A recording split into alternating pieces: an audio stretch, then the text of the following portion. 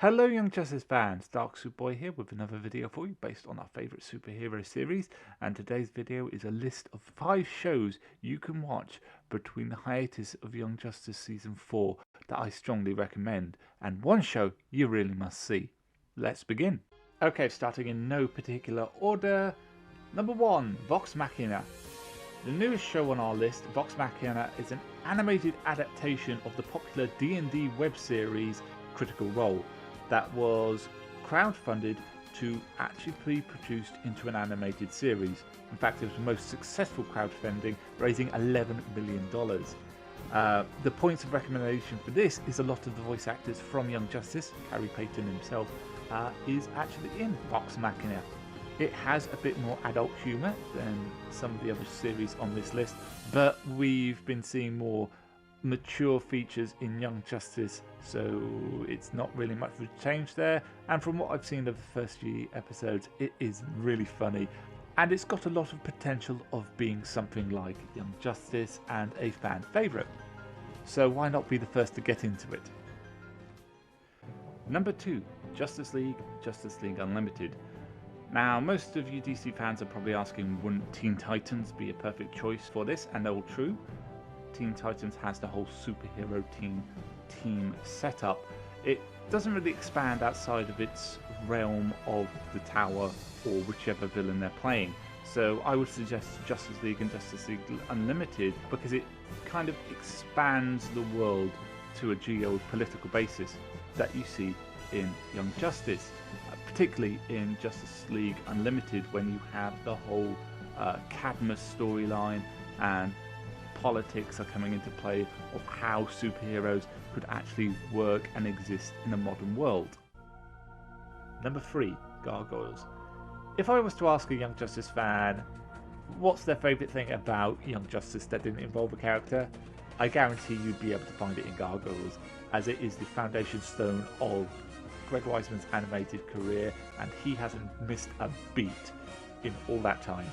Continuity, just like Young Justice. It has historical storylines going back centuries, just like Young Justice. Character development, music, some of the voice actors from the 90s in Gargoyles are still in Young Justice now. I will even go as far to say that it is better than Young Justice, because the disadvantage of Young Justice being based on the DC comics is that you can kind of really foreshadow how a character's development is going to be from looking at the history of that character in DC comics. With Gargoyles, you didn't have that to fall back on. When you were introduced to a character, you had no idea whether or not they were good, they were bad, if they had any historical connections to other characters. You just didn't know what was going to happen, and that's what made it so good. So if you love Young Justice, you'll love Gargoyles, and it'll help you pass the time between this hiatus of the first and second half of Phantoms. Number 4, Catwoman Hunted. Catwoman Hunted is an upcoming DC animated movie, so upcoming that it's actually coming out next week. The movie does in fact actually have voice actors from the Young Justice series, including Zira Fazal, who is playing Talia al Ghul again.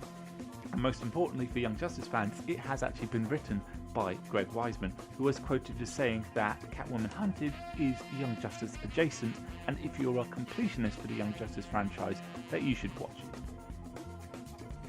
Number 5, Avengers Earth's Mightiest Heroes. When creating this list, I didn't want to show bias, I didn't want to show favoritism.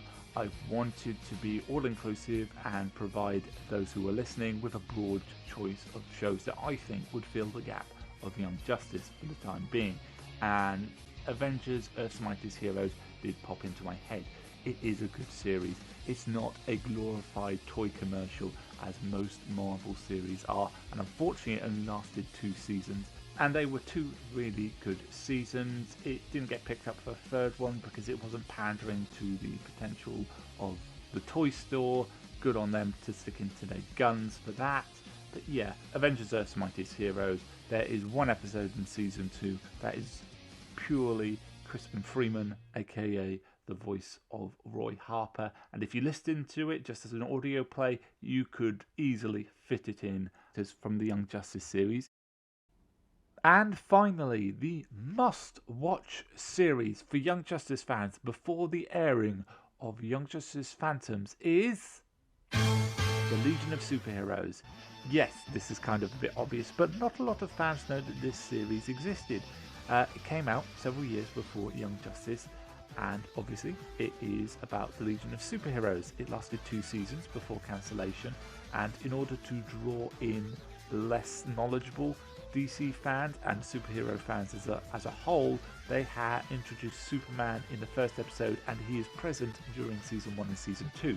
Not a lot to say really in the form of storyline and plot for the first season. It's kind of just the average bad guy does something, the Legion stop them thing. But the second season really improves with a continuous story arc and the featuring of a Superman clone. As we all know, Connor is going to be out of the picture for the foreseeable future of this season, so if you were missing that Young Justice Superman clone identity issue, then the second season of Legion Superheroes is something I would strongly recommend. And that's it. 5 shows you should watch during the hiatus of Young Justice, and 1 show you really must see before it begins. I've been Dark Superboy, this has been a video on Young Justice. Please like, comment and subscribe, and as always, let hope burn bright. Goodbye!